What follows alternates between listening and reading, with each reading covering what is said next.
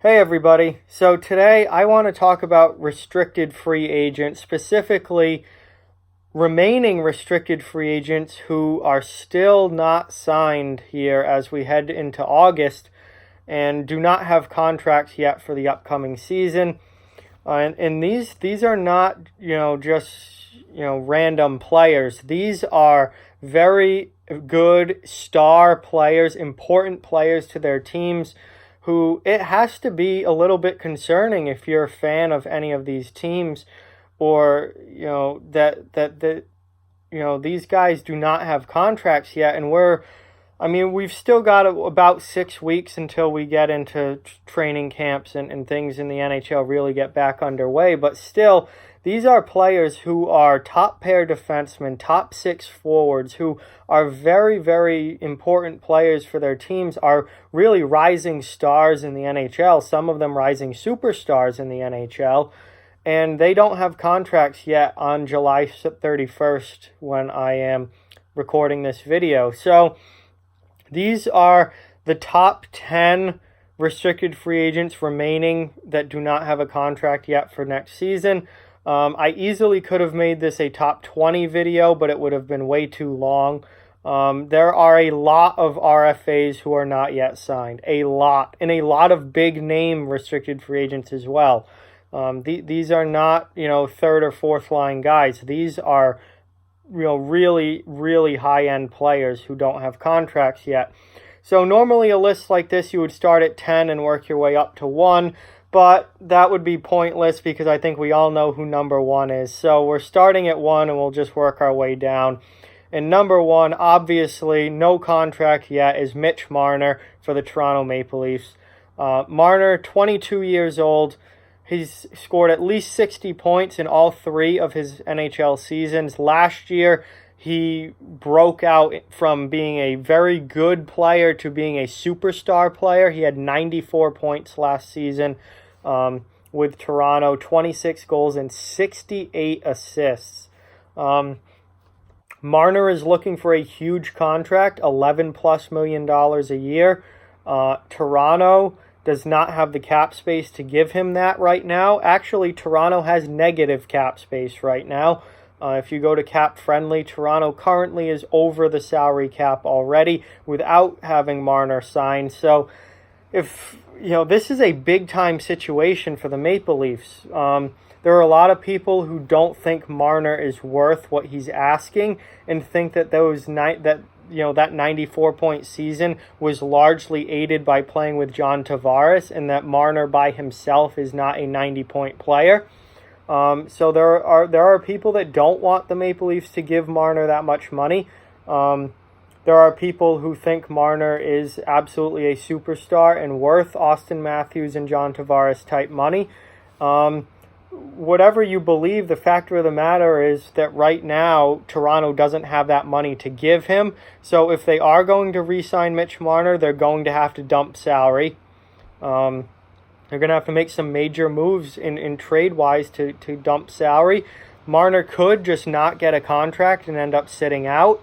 With no deal signed, he still could potentially be offer sheeted, although I don't think that would happen at this point.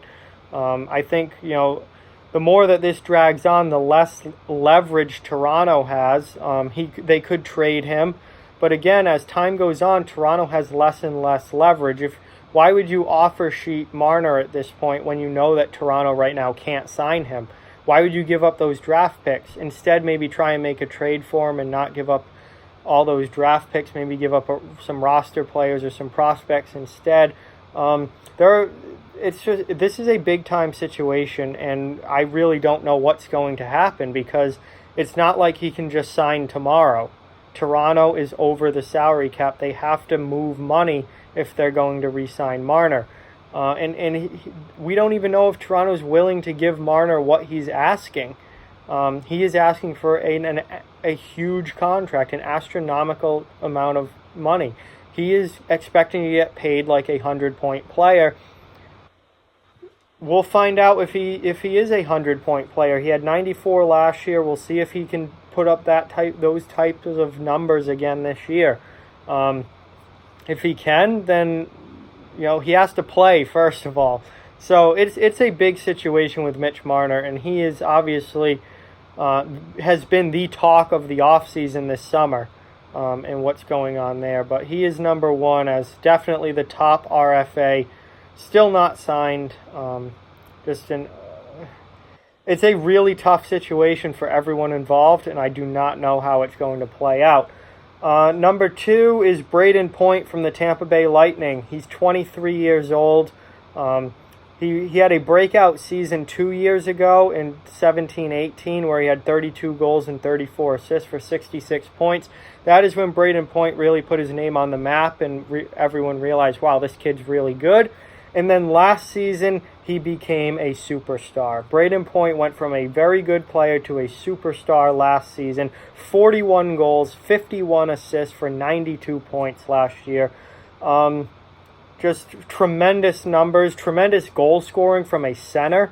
Generally your wings are more goal scorers and your center is more of an assist guy, but that is not the case at all with Braden Point. 41 goals last year. Just a spectacular season, and he is yet to be signed. And Tampa Bay, again, tight up against the cap, does not have the money right now to give him, what he's going to command for a new contract, and that's probably going to be $9 million around there, something like that, maybe even more than that. So another, tough salary cap situation where you have a superstar player and the team who controls his rights do not have the money salary cap wise to sign this player. So I'm not sure what's going to happen with Braden Point if he gets traded, if Tampa ends up moving a couple of big contracts and gets him signed. We're going to have to wait and see. But Braden Point's another contract that's really up in the air right now. And he has not been talked about nearly as much as Marner, although I think Point is just as valuable, if not more valuable, as a player. So that's another one to really keep an eye on. Number three, Mikko Rantanen in Colorado had a spectacular season last year. Given the way he started the season, we thought he was going to be possibly a 100-point player, maybe even a 110-point player. Cooled off a little bit as the season went along, but still had a tremendous season with over 80 points. He's 22 years old. He's now had 80-plus points 2 years in a row. He plays on a line with Nathan MacKinnon and Gabe Landeskog in Colorado. They make up one of the best top lines in all of hockey, if not the best top line in all of hockey. Another tremendous player, and does not have a contract yet. Now, unlike the Tampa Bay and Toronto situations, Colorado does have a lot of cap space, and they do have enough money to sign Rantanen. For whatever reason, it just hasn't happened yet. I don't know, if they're, far apart on money-wise, maybe term. I'm not sure what the holdup is with Colorado, but it's not really salary cap. Colorado has, some of the most cap space of any team in the league. So that should not be an issue with signing Rantanen. It's just a matter of coming to an agreeable length of contract and an agreeable money value as well. Number four, somebody who has been talked about a decent amount this offseason, but still I don't think enough given the player that I think he can be, and that is Matthew Tkachuk in Calgary. He's 21 years old. He had a spectacular breakout season last year with 34 goals and 77 points. He's a power forward who can play very physically. He's an agitator. He gets under the other team's skin very, very well. Knows that role tremendously well. He's willing to fight if he needs to. He really is, brings so much to the table in all facets of the game. And it's not just about points with him. It's the physicality. It's the agitating. It's the getting under the opponent's skin that really adds even more to his value. And last season was a spectacular year where he really came into his own and had a remarkable season. And I think he can be even better. 77 points last year for a second-line power forward is tremendous. But I think he has 80-plus, 90-plus point potential. I think Matthew Tkachuk can be a incredibly good player in this league and play that physical role and continue to be that agitator and physical player that he already is. And I think he would be really the total package if he can keep the offense and that physicality together. Calgary is in a situation where they don't have a lot of cap space. They need to make a move to re-sign Tkachuk because Tkachuk is a guy who's going to want $7.5, $8 million, $8.5 maybe, per season, and Calgary just doesn't have that cap space right now. So they are another team that needs to make a move if they're going to get their biggest RFA re-signed. Number 5, from the Winnipeg Jets, Kyle Connor. Kyle Connor, 22 years old. He's had 30 goals each of the last 2 seasons. He's a guy that Winnipeg needs to get signed. He is an important piece to that top 6 forward group. He's a big-time goal scorer for them, and he's only 22. I think he's going to be an important piece for them going forward.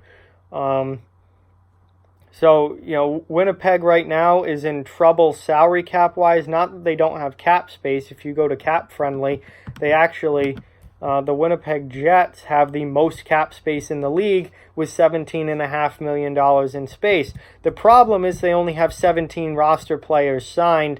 A full roster is 23, and they have Kyle Connor and Patrick Laine, who's coming up soon, to re-sign, who between those two will take up a very large amount of that $17.5 million that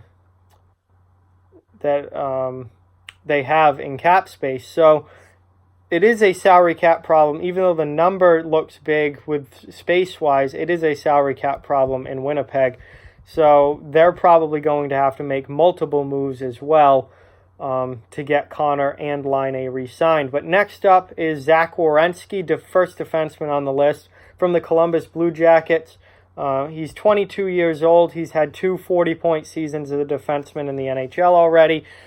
He is the guy as far as Columbus is concerned, as far as who they're building around, as far as who the great young D-man of that defense core is. It's Zach Werenski. Yes, Seth Jones is a little bit older and a very, very good and important defenseman in his own right. And that duo of Werenski and Jones really gives Columbus a great, top part of their D-core there.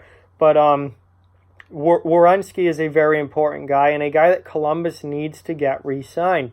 Columbus has lost a lot this offseason, losing Duchesne, losing Panarin, losing their Vezina goaltender in Sergei Bobrovsky. They can't afford to not have Zach Werenski at the start of next season. They can't afford to lose him out of that D-core. They're already a roster that I think is going to be significantly worse than what they were last season. If you take Zach Werenski off that roster, you're looking at a team that is in really tough shape. So, this is kind of a must-have deal here for Columbus to find a way to get Zach Werenski signed. The Blue Jackets do have quite a bit of cap space. They do have $15.7 million in cap space right now. So, Werenski's going to need a good-sized contract, but he's certainly not a Erik Karlsson, Drew Doughty type money. So he is very signable for Columbus. Again, similar to the Rantanen in Colorado situation, I don't exactly know what the holdup is, but I would expect a deal to get done between Werenski and the Blue Jackets, hopefully before training camp starts. Next up, we go back to Winnipeg. I've already mentioned him, Patrick Laine, 21 years old. He scored 30-plus goals all 3 of his NHL seasons. 2 years ago, he scored 40-plus goals. This past season was a rough year for Laine. He scored a ton of goals in the month of November and then very much struggled the rest of the year. He finished the year with 30 goals, which on paper looks fantastic, but given the way that he played through much of, especially January, February, March, he was downright awful and just completely invisible for the Jets. So he's coming off a really tough year. again, still a very prolific, highly touted goal scorer. And at only 21 years old, you got to think that last year was just a tough season and that he'll be back and better than ever this year, I would hope, or you certainly would hope if you're a Winnipeg fan. But he is currently unsigned. And like I said about Kyle Connor, Winnipeg does have the most cap space of any team in the league right now. But between Connor and Laine, that's going to take up most of that remaining space, getting those two signed. And they only have 17 roster players signed right now. So that's a problem, and Winnipeg is right up against it with the salary cap, and they're going to have to find a way to get at least one, if not both, of Connor and or Laine signed, because if they lose both of them, I mean that would be a devastating blow to that team's top six forward group. They just can't afford to lose both. They really don't want to lose either, but money-wise, that just may not be possible. So look for Winnipeg to be making some more moves in trades before we get to the start of the season, because they, at this point, downright have to. Next up on the list, number 8, is Brock Boeser from the Vancouver Canucks. Boeser, 22 years old. He's had 20-goal seasons twice, 50-point seasons twice now in the NHL. Very important part of Vancouver's young core going forward. I fully expect him to get a contract done with Vancouver. I mean, he's got to be a top priority for the Canucks. He, with Elias Pettersson, and Bo Horvat and some of the other young up-and-coming players they have in Vancouver, is going to be the main part of this team going forward. Then the core of that team, they've added Michael Furland and JT Miller to the forward group. Like, Vancouver's a team that really is looking to make a serious push this year, playoff push this year, and show serious signs of improvement. And hopefully, they can get Boeser signed sooner rather than later. I think they will, and he's a very important player for that team, where goal scoring is a little bit lacking, that pure goal scoring talent. They certainly need a guy like Boeser, and they need him to maybe take that next step and go from being a 20-goal scorer to being a 30-plus goal scorer, maybe even a 35-goal scorer. And I think he can do that with Elias Pettersson centering him in the middle. Number 9 for the Boston Bruins, Charlie McAvoy. Charlie McAvoy, defenseman for the Bruins, 21 years old. He had 32 points his rookie season in 2017-18. Followed that up with 28 points last year. But he's not a huge point guy. He's not really an offensive defenseman. He's certainly not a defensive-only defenseman. He's very much a two-way guy. But, he's not the kind of player that I think you're going to see a 60-point season from, the way, you see Torrey Krug consistently at 50, 60 points. I don't think McAvoy is certainly not yet at that level offensively. I think 40 points would be a nice improvement for him offensively right now. But he's good in his own end. He's still very young at 21, and he's really kind of that main guy going for, the long-term solution on defense for Boston. He is supposed to be the franchise defenseman in Boston for years to come. And McAvoy right now still is unsigned. Boston does not have a lot of cap space. They're not in cap hell or anything, but with just over $7 million in cap space, they do kind of maybe need to dump salary here or there a little bit. They still have Brandon Carlo also to re-sign, but McAvoy is obviously priority number 1, and I'm sure the Bruins would love to get a long-term deal done with McAvoy, hopefully sooner rather than later, and I fully expect him to be under contract and ready to go by certainly the start of training camp this year, because the last thing Boston needs is Charlie McAvoy missing any time. He is a very important part of that team, and certainly that defense core going forward, not only in the present but for the future as well. And lastly, number 10, another defenseman from Philadelphia, Ivan Provorov. And I didn't even realize that Ivan Provorov was an RFA. He's somebody who really hasn't been talked about at all, which I'm a little surprised about, because Provorov is Philadelphia's number 1 defenseman. He's 22 years old. And he really is their top D-man. He's their top guy. He had a very, very rough season last year, only 26 points, and just overall a terrible year for Provorov. Really a terrible year for the Flyers across the board. Last year was just an absolute disaster in Philly, and Provorov was certainly a part of that. But there's no doubt he's one of the best young up-and-coming defensemen in the NHL. 2 seasons ago, he had 41 points with the Flyers, and really solidified himself as a top pair defenseman. I certainly expect him to get back to that this coming season, but he doesn't have a contract yet. And again, Philadelphia is not in a situation where they're in huge trouble salary cap wise. They still have almost $13.5 million in cap space. Provorov certainly isn't going to cost that much. He's probably maybe $7 million a year, maybe $8 million a year, something like that. So I fully expect Provorov and the Flyers to get a deal done. He's not somebody that the Flyers want to lose. I mean, you think about Philly's history the past 20 years, their biggest issues have been defense and goaltending.